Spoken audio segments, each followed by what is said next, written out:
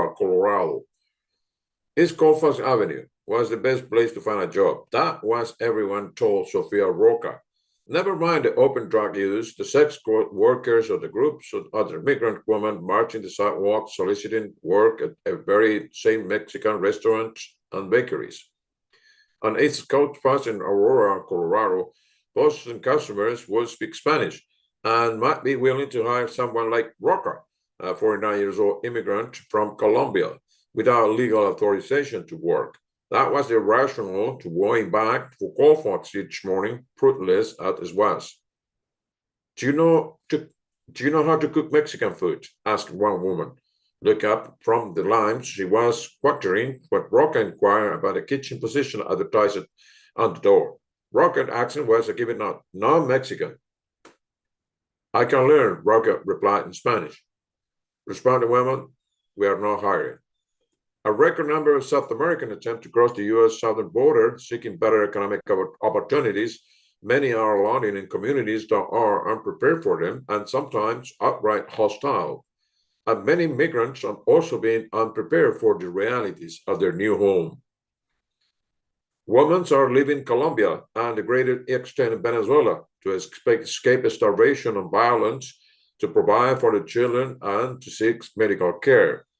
They represent some of the more than 42,000 migrants who have arrived in Denver area over 2 years. Many didn't know anyone in Denver, but it was the closest city to which Texas was offering free bus rides, both to relieve pressure on the towns and to make a political point to liberal-leaning cities about immigration's impact at the border. From Denver, untold numbers made their way to the neighborhood suburb of Aurora, lured by cheap rent and abundant Spanish speaker. But finding a job and an affordable place to stay has been anything but easy, and women face their own particular challenges. Last year, nearly 900,000 women and girls tried to cross the U.S. southern border, more than a five-fold increase over the last decade. U.S. Customs and Border Protection data show. Like many of them, Roca came to the United States to help her children. Her adult daughter back in Colombia suffered from lupus and can't afford the good medicines. The economy in Colombia never recovered from pandemic shutdowns, and Roca heard from acquaintance that in the United States she could earn $1,000 a week. That is a lot of money in Colombia, she said. Back home, $1 can buy breakfast for your entire family. Roca set out of the United States with an uncle. He was detained in Mexico, but Roca made it across the border in Juarez and told U.S. agents she was seeking asylum. She heard from the shelter worker in El Paso that Denver was offering free housing for migrants, and Texas will pay to get her there. As of September, Texas Governor Greg Abbott has classes at least 119,000 migrants from the border to cities run by Democratic mayors, including Denver, New York, Chicago, and Washington, D.C., according to a press release from the governor's office. Roca arrived in November and stayed for 2 weeks in a hotel turned a shelter paid by the city and Denver. When she went looking for work in front of Home Depot and along East Colfax, she observed an icy reception from locals. They say horrible things about Venezuelans, she said. She didn't know the benefit many recent migrants had received, specifically a path to a temporary work visa and with better paid jobs, were causing resentments among Aurora's large Mexican community. Many have loved ones in the country illegally, and once themselves lived for years in the United States without legal permission to work.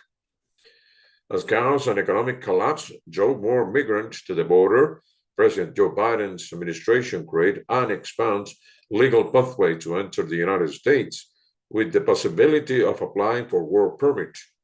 However, in June, Biden temporarily suspended asylum for new migrants who crossed illegally, ending a main pathway to legal work.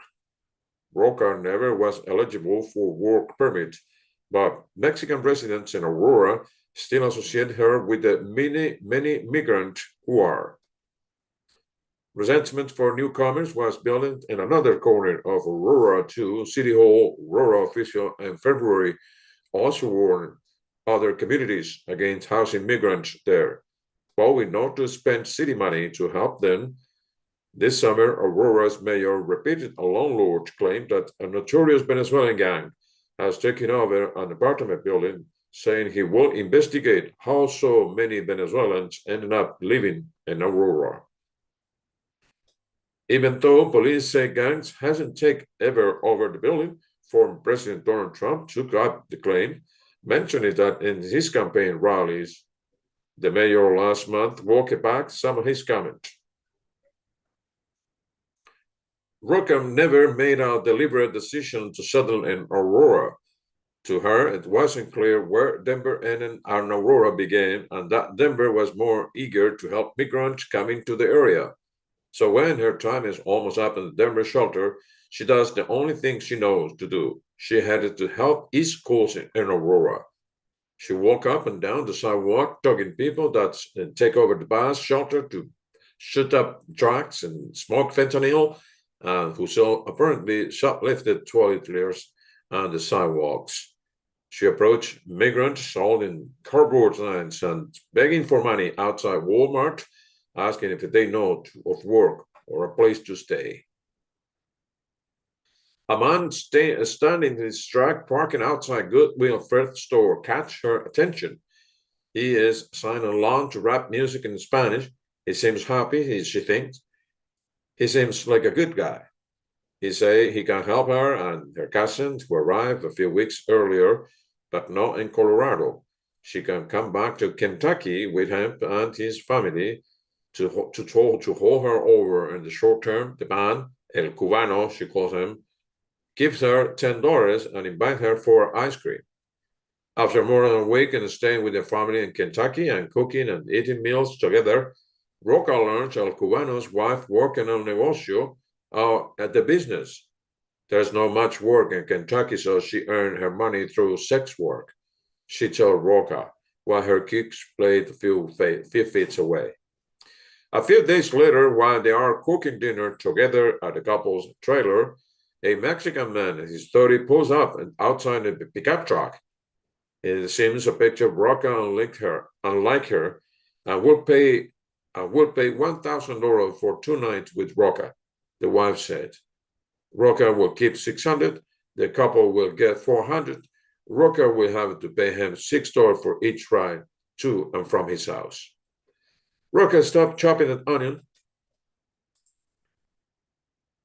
and looks at her cousin. Don't go with that man, the cousin said. You don't know him. Roca considered all the jobs she's done in her life, caring for Alzheimer's patients as home health aide, answering phones at a call center, selling beauty products on the street in Mexico. In her month in the United States, she has quickly came to understand she'll have to make sacrifices in this country, that the reports she has heard back in Colombia about earning $1,000 a week were likely hyperbole, that she is pushing her body to limit to manual labor. She has set below a standard wage until she gets work permission, if that ever comes. She will have to stay in someone's living room with another new arrival and give up her privacy. But suggesting herself to the stranger in such an intimate and vulnerable way? No, she tells the woman. I'm not going anywhere with anyone. The man is told to leave. The insults start immediately. How you are going to earn money, girl? Asked the woman. You are not going to just live here for free. The food here is good, isn't it? But it's not free. Roca doesn't know what to expect. Maybe violence. She and her cousin had no money or transportation. They are essentially trapped. But a few days later, Roca leaves El Cubano yells insult for his trailer. A Venezuelan woman she met outside Home Depot finds someone to help them leave Kentucky. Where they went to go? Somewhere she know people she remember thinking, somewhere with other migrants. Back to Aurora and East Colfax Avenue.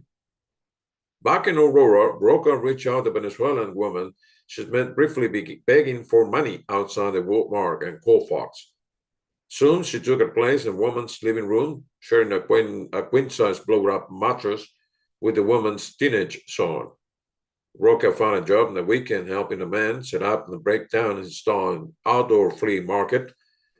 She had a large sack and used clothing over the shoulders, put out the clothing on display, take a customer, all for $10 a day. Oh, sorry, $10 an hour. It's an abusive wage, she said, but it is a job. She tried standing outside Home Depot, but found many people proportionate her for sex or would pay it after she completed a legitimate job. She gave up standing outside a day laborers center in Aurora, where when she didn't feel safe trying to jockey for work against dozens of men who would push her out of the way and jump on the moving trucks, rounding up workers. On most days, walking along Colfax Avenue, Roca said men will solicit her for sex, holding up their fingers, singing how many hundreds of dollars they were willing to pay. As she looking for work in March, she came across what looked like an old motel, a place she hasn't tried before. A this hotel or a motel? I don't know, she said as she opened the heavy metal door. Let's check. In the small vestibule, a 1970s era cigarette vending machine stood in the corner. A grandfatherly man waiting behind plate glass sliding windows. There was no vacancies, but he urged her to try a bar in the back. They are always looking for girls, he said. Roca walked in the rear of the building and recognized the name of the bar. I know about this place, she said. At a few Mexican cantinas around Aurora and Denver, women are paid to talk and drink with men, ficheras, as the women are known in Spanish. Sell beers at a significant markup for men and back the profits.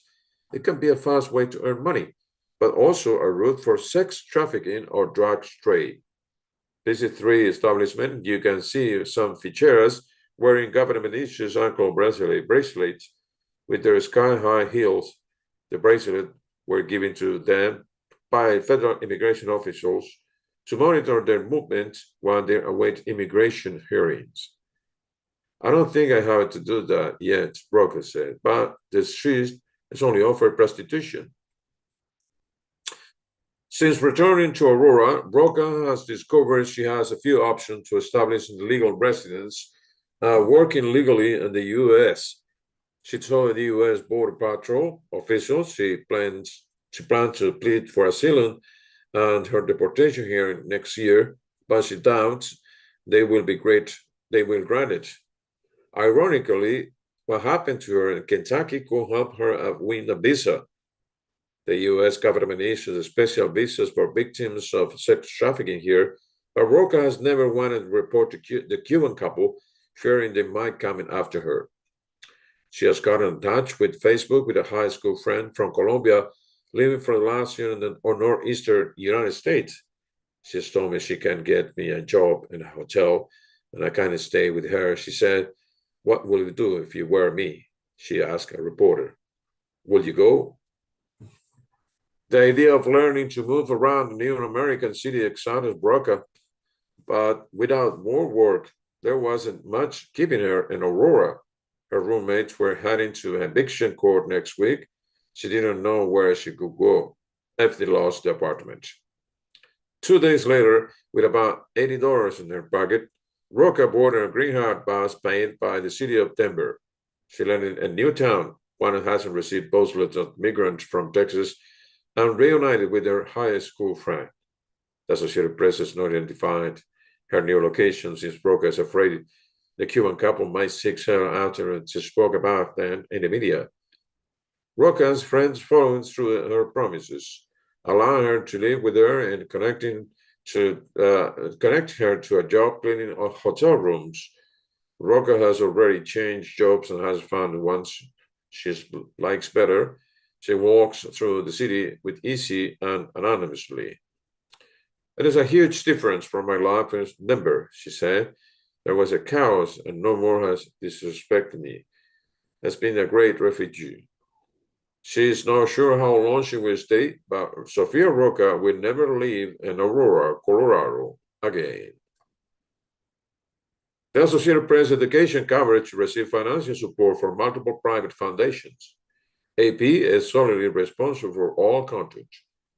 Find AP standard for working with philanthropists, a list of supporters, and find coverage areas on ap.org. Okay, you guys, that's it from Omar Global Television. Hey, Sandy from Scott, Quebec. For you guys, enjoy it